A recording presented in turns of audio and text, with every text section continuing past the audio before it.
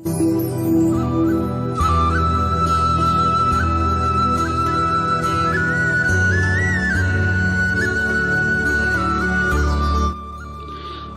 हम मन में उठने वाली भावनाओं, इच्छाओं और उससे जुड़े संघर्ष की बात करेंगे।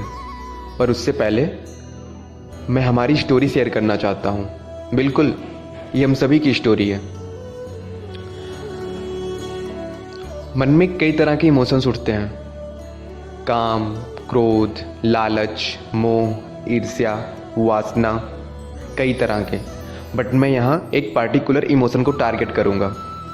हम उसको समझेंगे, क्योंकि अगर हम एक को समझ गए तो बाकी सारे एक जैसे ही हैं, तो उसको भी हम समझ जाएंगे। तो हम यहाँ उसे टारगेट करेंगे जो सबसे पावरफुल है, वासना। हम इस पर बात करेंगे। हमारे मन के भीतर एक वासना उठती है, हम उसे पूरा करते हैं। दूसरी उठती है, हम उसे पूरा करते हैं। तीसरी उठती है, हम उसे पूरा करते हैं। तो ये एक क्रम है जो चलता रहता है।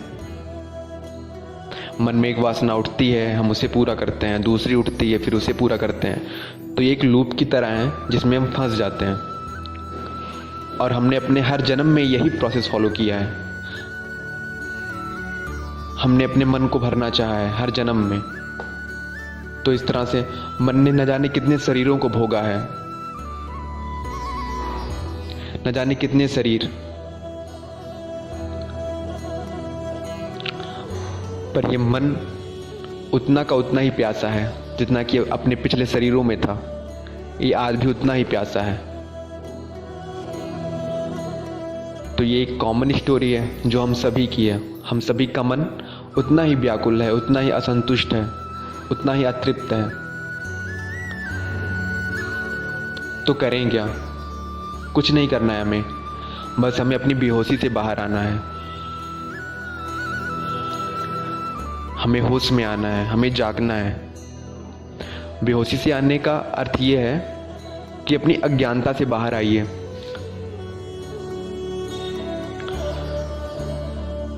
और इस सत्य को स्वीकार कर लीजिए कि मन को बाहरी चीजों से तृप्त नहीं किया जा सकता। बाहर भले ही आप कितना भटक लें, कितना भी जतन कर लें, बट ये मन उतना ही प्यासा रहेगा। और जैसे ही हम इस सत्य को स्वीकार करते हैं, एक भीतर का मार्ग खुलता है हमारे लिए। क्योंकि जब आप बाहर भटकना बंद करेंगे तो आपके लिए स्वतः ही एक भीतर का मार्ग प्रकट हो जाता है। बस आपको भीतर की यात्रा शुरू करनी है। तो भीतर की ओर यात्रा करने का अर्थ मेरा बस इतना सा है कि जब भी आपके मन के भीतर कोई वासना जागे तो उसे पूरा करने के लिए बाहर मत भागिएगा, क्योंकि ऐसा आपने अपने न जाने कितने जन्मों में किया है। बट वो तृप्त नहीं होती, वो अतृप्त ही रहती है। तो ऐसा करना अज्ञानता से भरा हुआ है और इसे आपने अपने अनुभव से जाना है।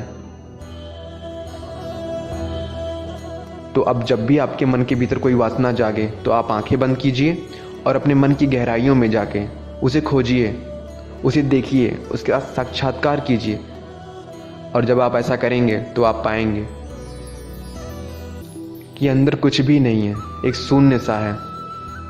आप जितना खोजेंगे उतना शांत होते जाएंगे, आपको कुछ नहीं मिलेगा। और कुछ समय तक अगर आप ऐसा करते हैं तो आप बिल्कुल शांत हो जाएंगे, बहुत शांत। और जब आप अपनी आंखें खोलेंगे तो फिर आपको वही क्रेविंग सताने लगेगी।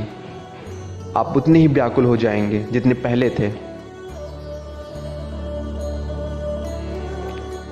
ऐसा इसलिए होता है कि जब आप अपने मन के भीतर जाते हैं, आंख बंद करते हैं और उस वासना को खोजते हैं, तो अगर आप मन को खोजेंगे तो मन विलुप्त हो जाएगा, मन लीन हो जाएगा।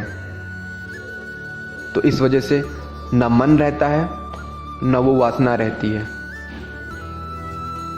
बट जैसे ही आप ध्यान से बाहर आते हैं, अपनी आंखें खोलते हैं, वैसे ही ये मन प्रकट होता है और मन में ये वासना भी प्रकट होती है।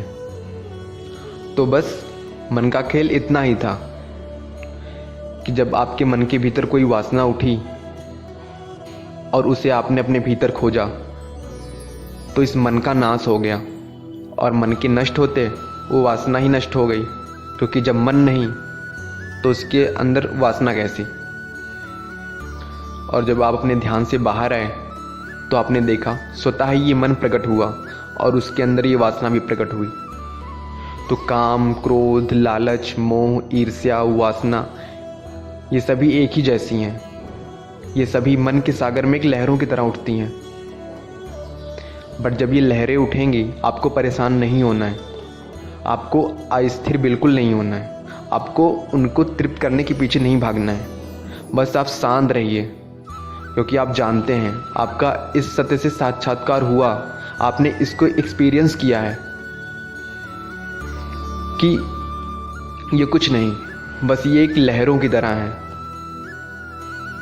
ये खुद ब खुद शांत हो जाएंगी अगर आप स्थिर रहते हैं तो अब अगर आपके मन के भीतर कोई नेगेटिव इमोशन आए तो पागलों की तरह बाहर मत भागिएगा, अपने भीतर की ओर उसे खोजिएगा, और जब आप खोजेंगे तो आप बिल्कुल शांत हो जाएंगे। तो बस यार, आज की वीडियो में इतना ही, फिर मिलते हैं नेक्स्ट वीडियो में। पर जाते जाते मैं ज़रूर बोलूँगा कि आपकी कैसी भी कंडीशन हो आप मुस्कुराते रहो, क्योंकि आपका मुस्कुराना किसी चीज़ पे डिपेंड नहीं करता है, ये आपका नेचर है और मुस्कुराने की कोई वजह नहीं होती। तो मुस्कुराते रहो। मिलते हैं नेक्स्ट वीडियो में। Okay, bye.